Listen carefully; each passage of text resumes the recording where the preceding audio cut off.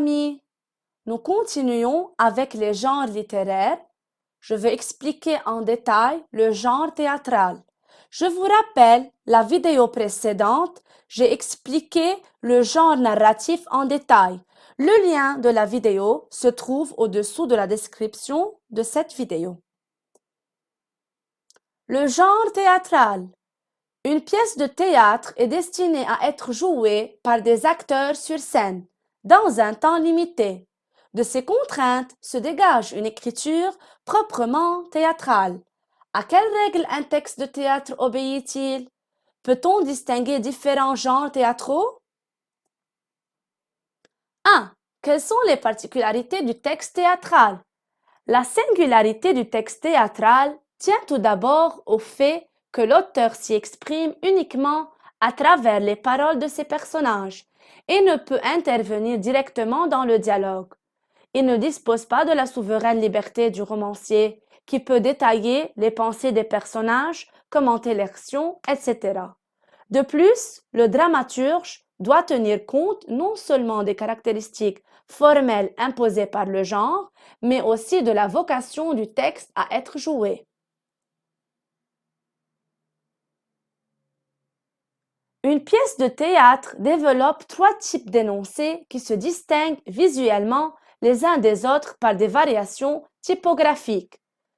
Les paroles prononcées par les personnages, ça veut dire les répliques, qui sont transcrites sans enrichissement typographique particulier. Les noms des personnages qui prennent la parole ou sont présents sur scène sont transcrits le plus souvent en capital d'imprimerie. Les didascalies, c'est-à-dire les informations relatives au lieu de l'action, aux gestes, aux déplacements de personnages, aux intonations, au bruit, aux costumes, etc., sont en italique. Enfin, le texte théâtral est singulier en ce qu'il repose sur une situation de communication originale.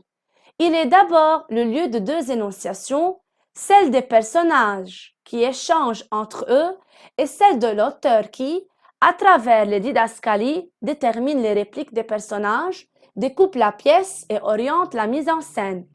On y distingue ensuite 3 types de récepteurs. Les personnages qui s'adressent les uns aux autres, le metteur en scène et les comédiens qui interprètent les didascalies de l'auteur, enfin le spectateur qui est le destinataire essentiel des informations échangées. 2. Quelles sont les différentes modalités de la parole au théâtre? Le texte théâtral est construit comme un long dialogue, constitué des répliques échangées par les personnages. La longueur des répliques, les jeux d'écho qui se créent entre elles, renseignent souvent sur la nature des relations entre les personnages. Un monologue est un discours que se tient un personnage à lui-même. Il s'agit avant tout d'une convention théâtrale qui permet d'éclairer une situation ou d'exprimer les sentiments profonds d'un personnage. Une tirade est une longue réplique qui repose le plus souvent sur une succession de phrases complexes, de questions et d'arguments. Enfin, le quiproquo est un dialogue fondé au départ sur une méprise, source d'effets comiques, un personnage ou un objet est pris pour un autre, une phrase est mal interprétée. Je vous rappelle, j'ai déjà expliqué le genre narratif et le lien se trouve au-dessous de la description de cette vidéo. N'oubliez pas de cliquer like sur cette vidéo et de s'inscrire à notre YouTube channel. Attendez les autres genres.